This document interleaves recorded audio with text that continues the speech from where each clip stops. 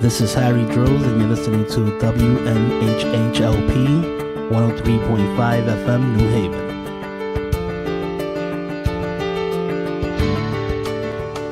We want to welcome you today to our first YCCI Cultural Ambassador Community Watch program. This is our maiden voyage. We're starting on our own. For the last 6 years, we have been working with Tom Ficklin and Ficklin Media. Tom has passed away, unfortunately. But what he brought to the show and to the community will never pass away. And we do pay tribute to him and for his work and for his diligence and love of community and wanting to bring health awareness to all of us. So we thank him and we pay homage to him. I'm Leroy Dingo Perry. I'm going to be the host for today.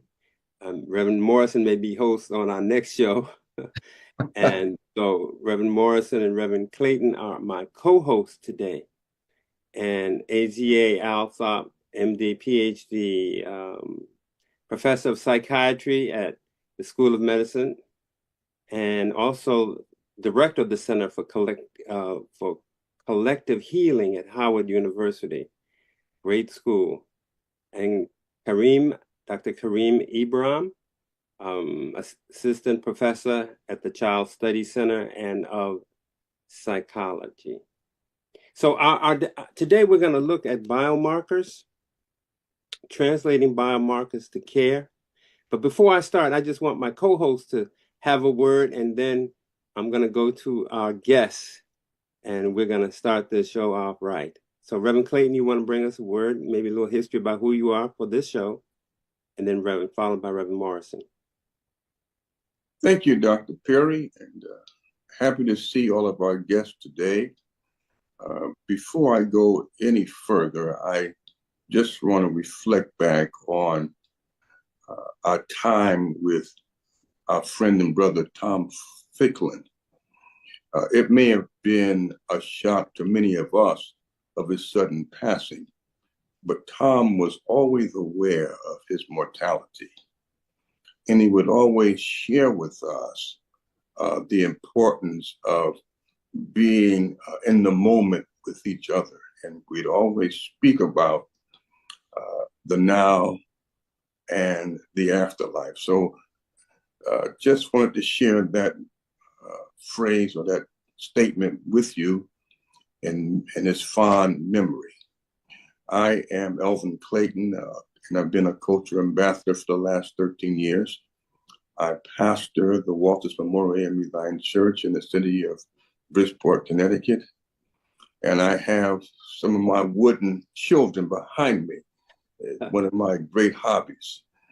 So welcome to our maiden voyage and of this first show. Thank you. Yes, I am Pastor Eldrin Morrison. Good morning to everyone. I'm delighted to be here and to be a co-host to Dr. Perry today, who's doing a phenomenal job as host. I am the pastor of the Shaw Temple AME Zion Church.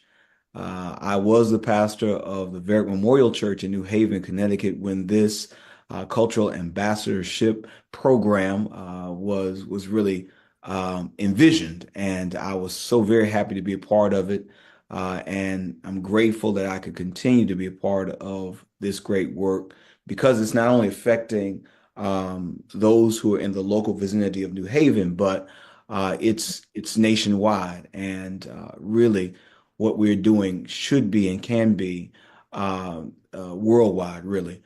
When you start talking about the health concerns of communities, it really becomes all local. Our world becomes very local in that regard. And certainly I'm remembering fondly Tom Ficklin, who was just a force in the local community. I remember just interacting with him always around the health concerns of our people, around the spiritual concerns of our people. And when he was in the room, you certainly knew him, and you always heard his opinions. you always had to take, you could not take light of the things that he was saying because they were so real and he connected with so many people around him. He will be missed, but I'm hoping that we can continue his work and his voice will never be silenced among us. Amen. Amen. So the reason we're doing this community watch is because we realize that members of our community, the Black community, Latino community, marginalized communities, sometimes do not hear about major movements within the health industry. And so sometimes we're the last to know of new innovations and treatments. And so it's important that somehow we get this message out.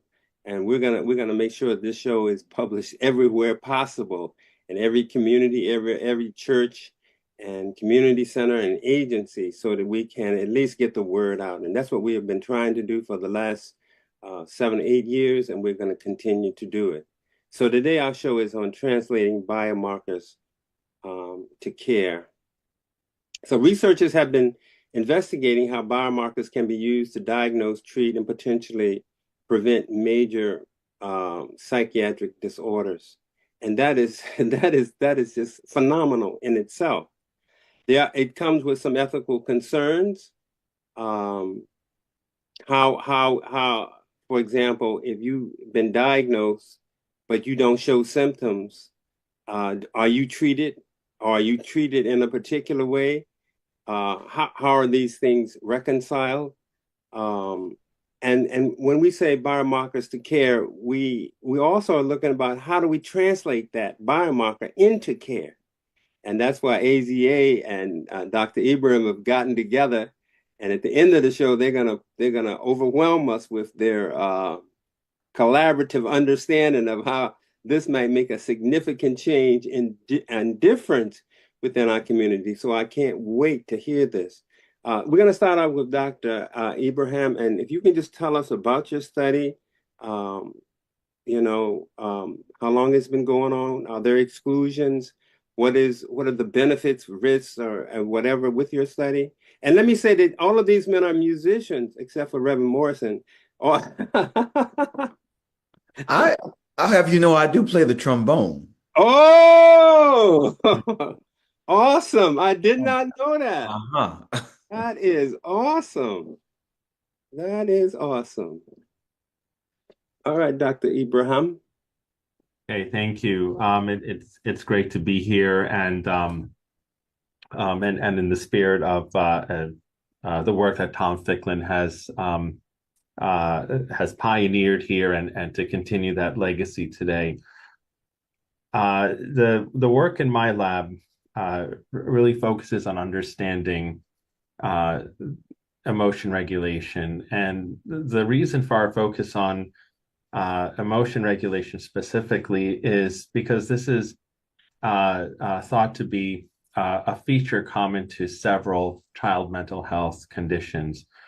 And many of the research questions that we pursue is really to deepen our understanding of brain function and connectivity that plays a role in regulating emotion, and what goes awry in these ensemble of regions or networks that can lead to an increased risk of child mental health. Our studies are enrolling participants who have elevated levels of what we might call externalizing behaviors, such as non-compliance or aggression, verbal and physical aggression, and other types of conditions as well, including autism spectrum disorder. So we really want to understand emotion regulation across several diagnostic categories. So in terms of inclusion, we really want children with low and high severity of different challenging behaviors who are able to participate in our studies. One of the methods we use for understanding brain function and connectivity is functional MRI. which is very similar to what you might receive for a clinical MRI in many respects. And as long as children are able to lay still in a scanner and complete some part of the MRI scan, that's really all that's necessary, I think, for participation. And I will mention, I think instruments came up in music. So I was trained as a classical violinist. I'm looking forward to putting some of this knowledge to use as well, and branching this to science and our understanding of child mental health and related circuitry. Thanks. All right. Let me just say that when I met Dr. Ibrahim at one of our health fairs, what stood out to me was he was noticing the work that we were doing in community, bringing researchers to the community.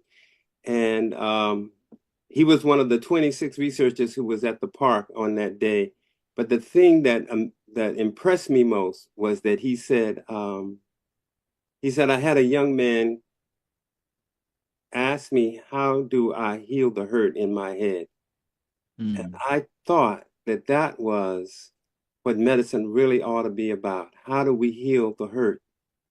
And so I was just amazed. I got to get this guy on the show and figure out how when the community looks at this, because really, when we have all of these terms like biomarkers and these psychiatric terms that sometimes stereotypical and derogatory.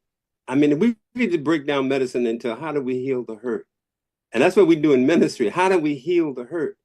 And then get into the specifics and details. So I just want to thank you again, Dr. Ibrahim, for being on the show and bringing this awareness. Are there exclusions to people? Like you said, they had to be able to be in the scanner to be able to sit through the scanning process. So if they're not, that's an exclusion, I would take it. I would say partially, because we want our studies to be as accessible as possible to children and adolescents who want to participate.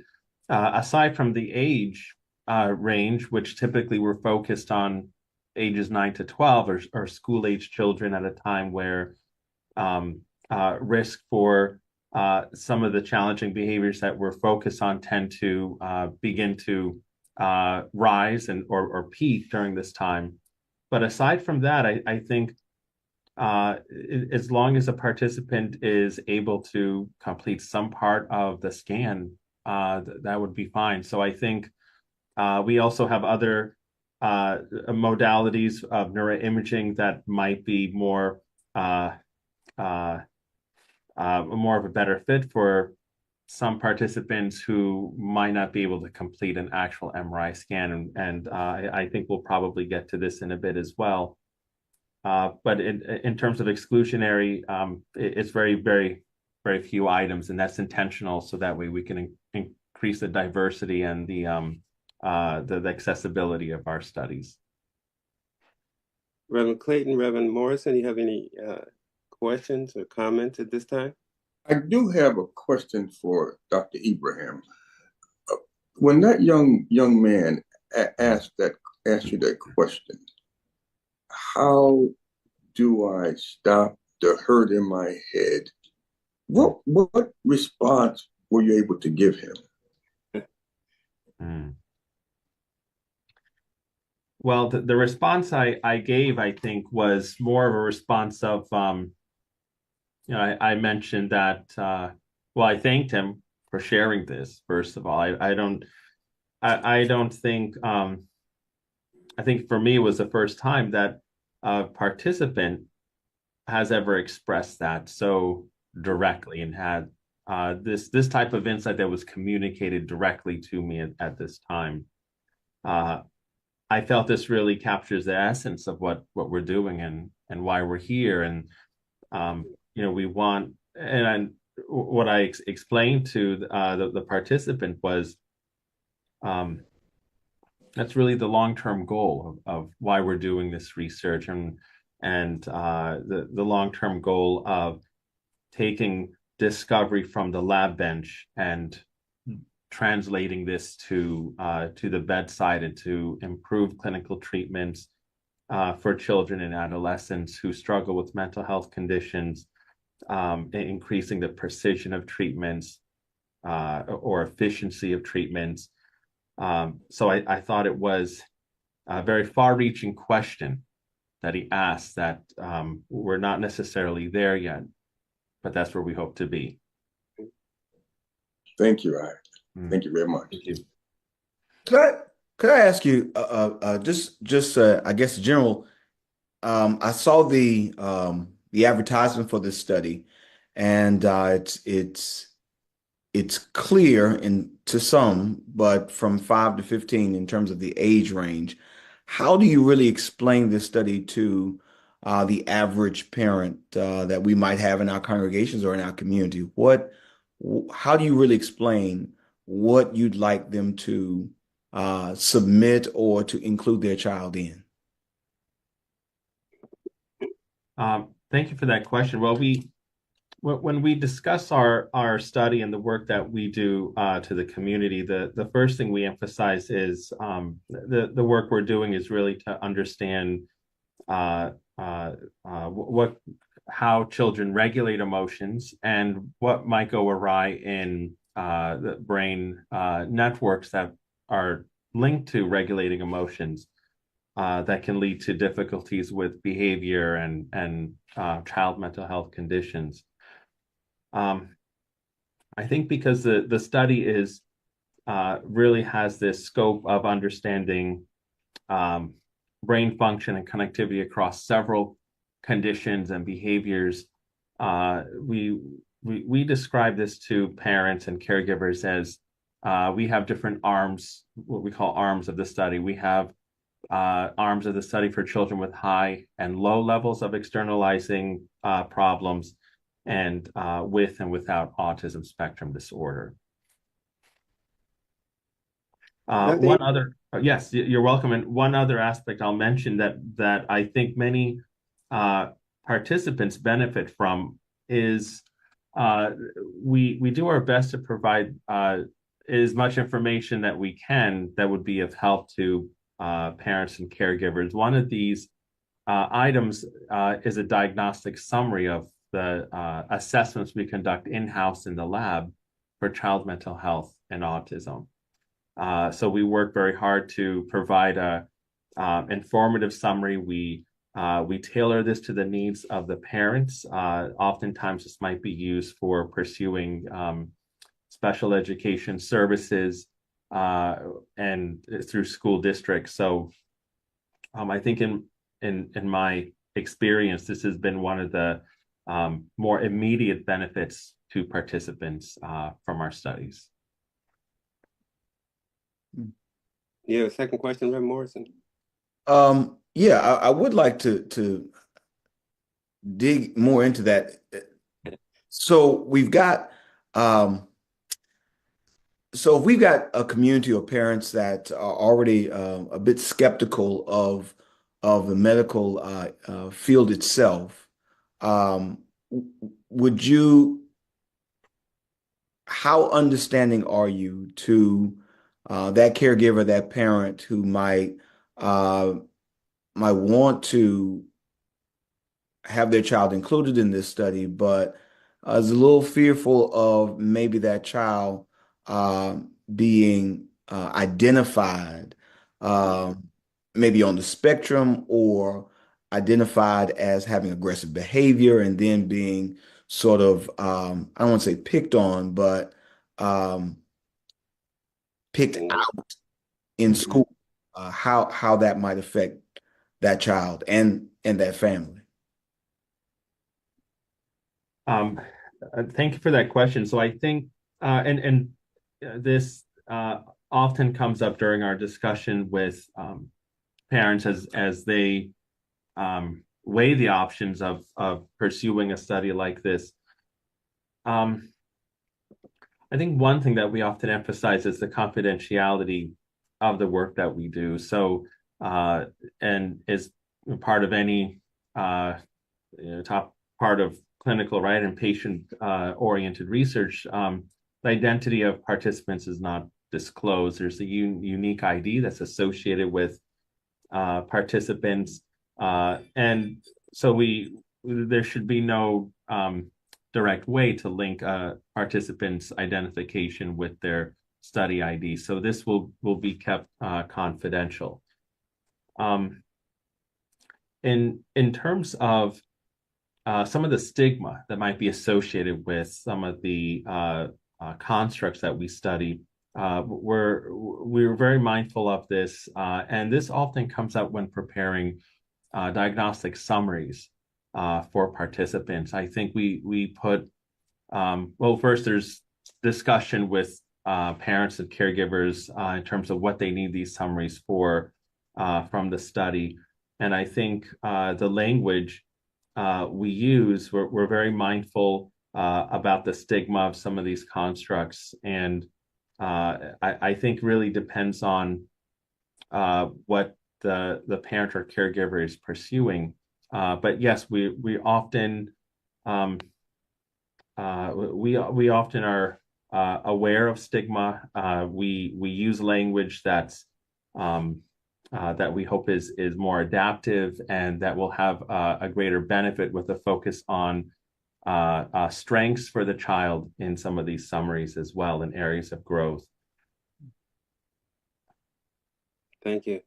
Dr. Azier, it appears that you're working to develop new pathways in psychiatry in the terms of looking deeper into community and finding answers within the community, such as music, mindfulness, and the field of neuroscience, which I think is awesome and pioneering. In fact, when I first met you,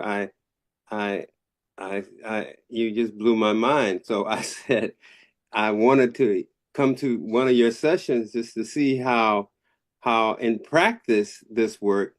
But then we had a deeper conversation about how music in religion and in healing, like David played the harp for Saul during his mental illness.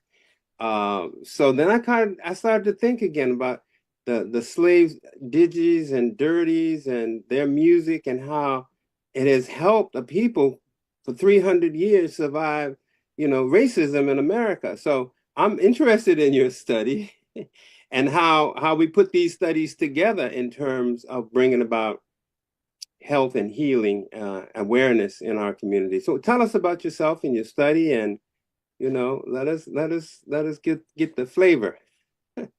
Yeah, no, I mean, as you mentioned, I approach things as an artist and a neuroscientist and psychiatrist, and those are kind of the lenses that I want to bring together when I think about healing. And my earliest experiences with music really came from my family and came from the Black church. And so I think I always understood that there was something very important happening with music, and particularly with music that comes out of the African diasporic tradition, because at some point that was one of our only tools for healing and for building community through slavery and Jim Crow and all the different experiences that have shaped kind of our people and the kinds of music that we've created.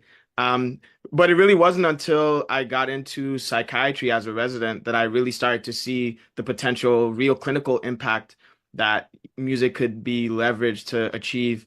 And particularly in my lab, we look at the impact of music, mindfulness, and psychedelics on social behavior, social dynamics, and how that can be leveraged to not only treat mental health symptoms, but to help people solve the kinds of coordination and polarization challenges that we see all over the globe, really, not even just in this country, although I think we are in a unique time, in this country's history.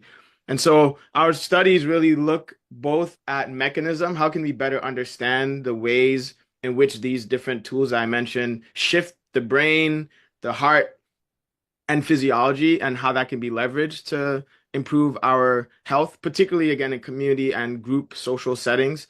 But then we also develop new types of protocols that we hope can be scalable to be able to empower communities on their collective healing paths. And So to give you sort of more concrete examples, we have a drum circle study, which we've partnered with Musical Intervention right there in New Haven, Moises Vasquez and Adam. Uh, and it really looks both, again, how can something like a community drum circle help bring community in ways that can help, symptoms of anxiety and stress. And we are beginning to see that there's real potential there, not only in driving connection and shifting those social dynamics, but in actually treating mental health symptoms. And we are continuing to expand on that study, and it's ongoing. We also look at music and mindfulness. How can we combine the power of music with the way that the brain works during mindfulness to better allow individuals, especially those who are beginning, to develop a mindfulness practice is so important for things like emotional regulation and a number of different features that really shape the way that individuals experience distress and their ability to cope or manage distress, particularly in acute moments. And so music can be a really powerful tool for that. Again, I think this is something people are really familiar with. Even in church, sometimes, you'll have the pianist playing softly in the background as the preacher is beginning his sermon or as he's going to pray. And I think that's, again, part of the ability of music to set a certain atmosphere and frequency that then allows the brain to better access certain states. And we want to be able to understand that better. And we are beginning to see when we record for people in the community using things like EEG and heart rate monitors, that when people are engaging in mindfulness with music versus without music, you see similar effects on the heart in terms of heart rate variability, which is a measure of the parasympathetic nervous system, as well as in the heart rate, which decreases over time. But you see different signatures in the brain when people are doing mindfulness with music versus without music. And so we want to better understand those kinds of tools. Then we have a number of different assays that we use with groups to better assess sort of their social dynamics with each other, social perceptions, and how those things change. A lot of the work that we're doing is to bring together academic institutions with community organizations as part of the Center for Collective Healing, which you mentioned. And that is that network, and it's managed by the Energia Foundation. And so we have these different experiments that we are using, things like EEG, heart rate, combining with music, mindfulness, and as I mentioned, psychedelics, better in order to better understand, one, what is the mechanism of these things? How do they shape the way that the brain and the heart work in a way that we can leverage to actually treat people's hurt, treat their distress? And then as we understand more, can we develop new protocols that bring people together in groups to engage in collective forms of healing that are really accessible and culturally relevant? And AJ, at Howard, what are you doing in terms of the Center for Collective Healing? Can you tell So as I mentioned, the goal of the center is to really develop new forms of group and community-based forms of treatment for mental health symptoms, and to also help people solve coordination and polarization challenges. And so we do that by bringing together academic institutions with community organizations. In Howard right now, we also have a drum circle study that we're doing in combination with the ARC, which is a really great community space and community center there. We just started to plan another drum circle with a local community space there called Bus Boys and Poets that we're really excited about. And have also begun to, enter into conversations with the NIH and IMH to be able to do imaging and other kinds of studies as we're able to recruit people to the community. A lot of the work that we're doing now is also to have sessions with the community in which we ask them, if there were to be psychedelic treatments for people of African descent or marginalized communities, what would that look like, for you? What are the things that you would want to see? What are the things that you are concerned about? How does this match into your existing views about spirituality and plant medicine and healing? And so a lot of what we're doing in this first phase is really gauging where we are with the community and understanding what the needs are so that we can better design the research in a community-based sort of participatory way. So we have ideas, we have tools. Like I mentioned, we already have started the drum circle, but we're now really in the phase of really engaging the community to ask what are the questions that you want answered, because I think those are the questions that we should be using the resources and leveraging, leveraging the tools that we have to try to answer. Before I go to Reverend Morrison, yeah, I had a question about psychedelics and young people. Mm. And young people, we've given young people all kind of crazy medicines. I mean, to keep them docile in class and to demobilize them and and so when people hear, maybe psychedelics for young people, there's that scare of the Leary and, of all of the other uh, Don Quixote and the peyote and all that. But how does that, how do you, how would you approach that within a community when if you were to talk to them about that, what would some of the things you might want to say about that? Yeah, so I think so to be clear, our work with psychedelics is in adults, Hmm. not adolescents. I think we know far too little really from a Western medical context. I think we know far too little to really engage in the kind of work that we're doing in adolescents at this time. Although there is some signal, for instance, that compounds like ketamine can have very dramatic effects for depression, not only in adults, but also in adolescents. And I had some opportunity as a resident to work in a adolescent treatment resistant depression clinic where ketamine was offered for those who it was deemed appropriate, and there were some really strong signals that it has a positive effect. I think when we're talking about the developing brain, there's just a certain level of risk and care that we have to take. Psychedelics are known to really engage plasticity systems within the brain, which can be dampered down in adults, and it seems like it can reopen some of that plasticity. Again, I think from our Western clinical context, we still don't know enough to know what that might do to the adolescent developing brain, particularly in individuals that already have risks or vulnerabilities. Um, I think where it has really become more of a challenge is that as psychedelics gain more traction as a form of mental health treatment, which it is in the process of, I mean, that is currently what's happening, it also provides a certain sort of cultural permissiveness that they then might become more accessible to adolescents. And we have seen, an uptick not only in adolescents using cannabis, which can have very strong positive therapeutic effects, but can also, you know, lead individuals to have things like first break psychosis, can cause anxiety, and other mood alterations, particularly again in the developing brain. And I think we will see something similar with compounds like psilocybin and MDMA as they become approved for treatment in a medical clinical context. There might be more permissiveness for adolescents to think that this is something I can just use. And so I think my conversations really is about harm reduction and risk management with parents. How do you speak to your adolescents about sort of all the different substances and compounds that are becoming more and more available? How do you create opportunity to keep track of what they are exposed to, what they're using, and give them really the tools and the information to be able to make wise decisions. So I think, it is a really complicated um, area. We see that there's huge potential impact for treating mental health disorders and mental health symptoms. And we also see that there's a huge risk for people using it in ways that can cause further harm or exacerbate risk and vulnerabilities that are already there. And I think for people of African descent and people that are in marginalized communities, it's really imperative that we are the ones thinking about kind of how these tools will impact us. Because as of now, we're not really involved in any of the research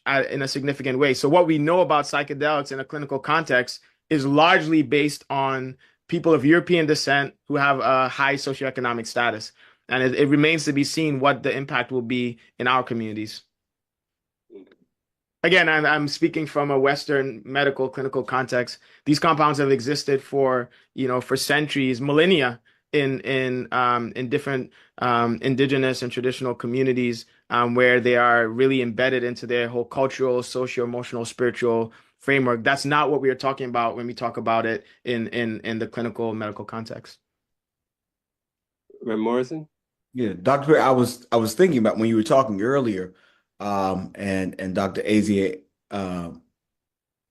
about this text where Saul is king and he's tormented.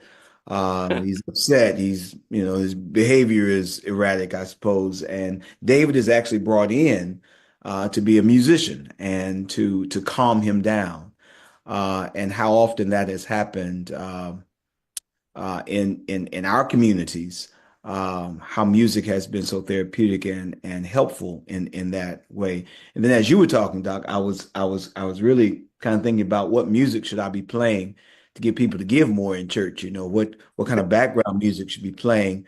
Because when we go to the malls and if you hear music, whether you are conscious of it or not, and I'm certain there's some science around what music is being played to make folk feel better and to be more giving and just to get along and things. And then I kind of thought about the connection between both of your works in terms of aggressive behavior in adolescents, but I guess also in adults as well.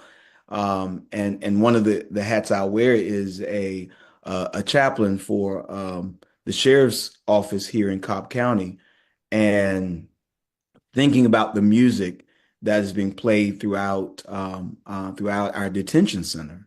Um, you know, how does that have an effect on our constituents there? Have you looked at, are there studies that I could kind of look at that's kind of gauging what music and what therapies are being used in those areas?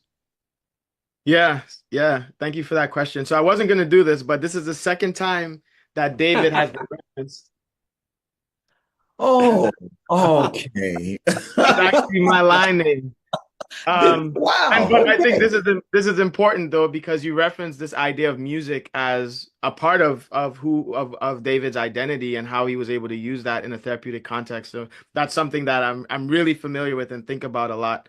Um, and there is evidence as to what kinds of music, might facilitate different states, right? So like we know, for instance, if and we've shown even in some of our studies, low music with a lower beats per minute can drive parasympathetic nervous activity. So the heart rate slows down, can bring people into a more calm state, while music with your higher BPMs, right, can kind of enhance sympathetic activity and put people in a different state. And you would know this too from church, in that like when we talk about praise and worship, usually the worship songs are the higher BPM songs, right? Which is gonna kind of again kind of drive that activity and energy in a certain way. Whereas, or, I mean, the praise songs are the higher BPM songs typically. Exactly.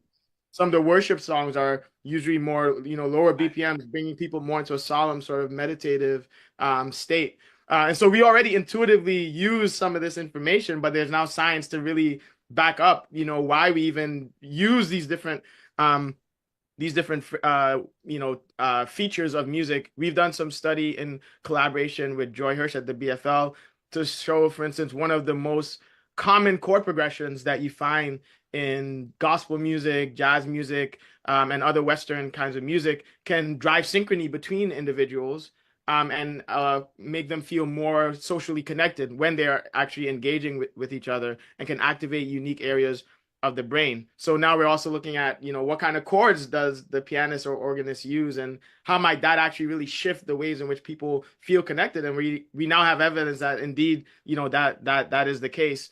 And then there's been studies in a variety of different clinical settings showing that music can lead to decreased stress and anxiety on inpatient units.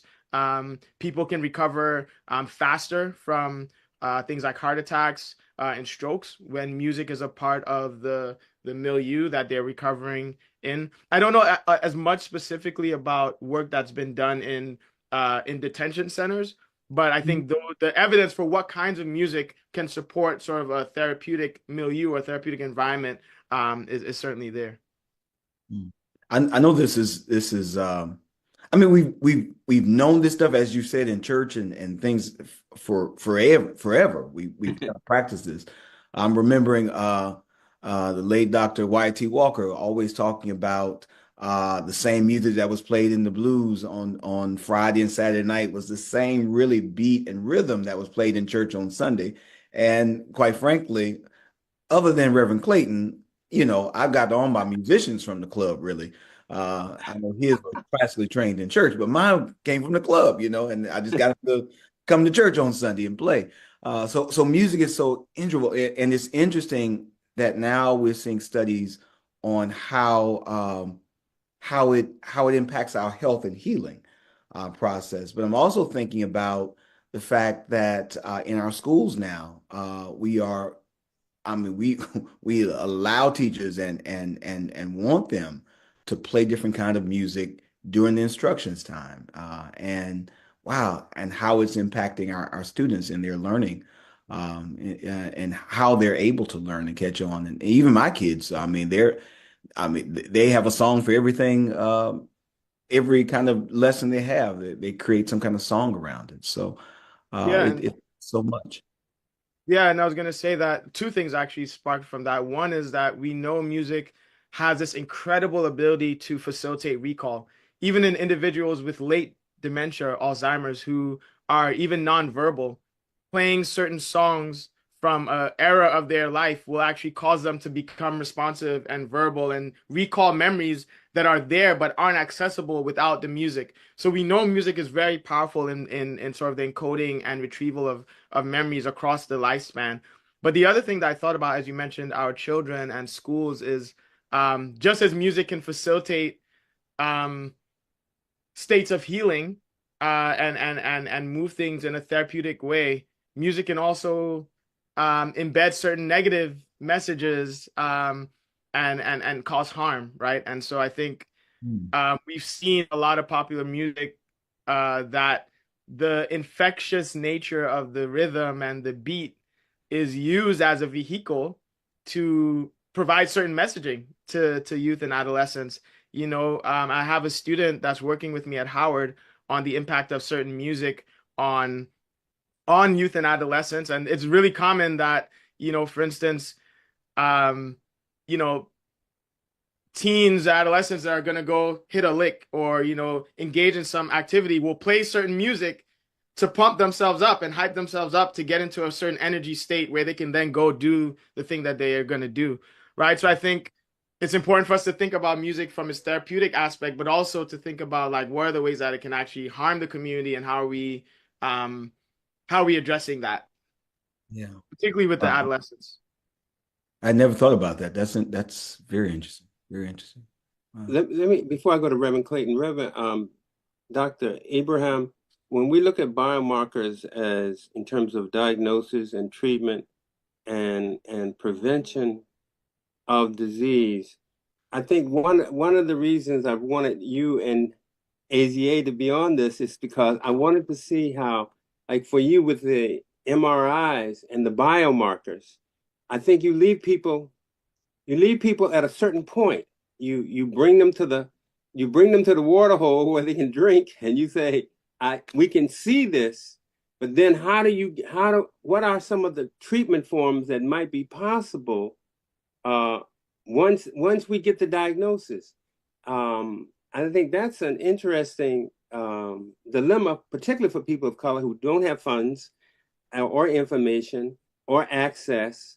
How can we bring these biomarkers to a form of regimental care or future care in the future? And so when I talked to AZA, I said maybe if I hook you guys up together, you could come up with something that could be really monumental in terms of what we're doing here in New Haven area, but also this could extend throughout the whole field of medicine. So I'm going to let you lead off, and then Azia, you can follow up with how you think this these biomarkers can lead to some form of treatment and care, particularly for those who are marginalized. Thank you, Reverend Perry. I think, I would agree. I think the work that my research focuses on is we're really we want to identify these what we call circuits in the brain or networks, so regions that have some type of crosstalk or function as an ensemble together.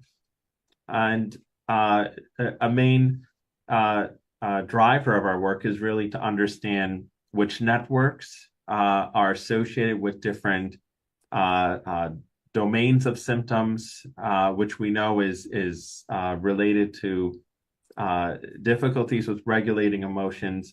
We also want to understand how reliable these particular brain regions or networks are in predicting a behavior.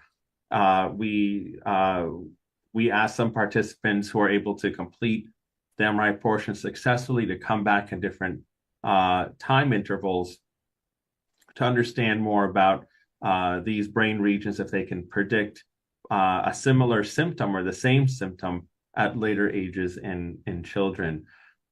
I think one thing that was so exciting to me in forming these connections, and you're facilitating my connection and collaboration with AZA is I think that we're doing work across these different areas that have so much high potential in combining, I think. And when you talk about bringing biomarkers to the future of care and what that might look like, this is often a question that is often one of the first questions that parents and caregivers will ask when they come to our lab. And one of the most common questions is probably, will there be something from this scan, from this MRI scan, that can tell me something about my child, or inform treatment in some way? So I think there's so much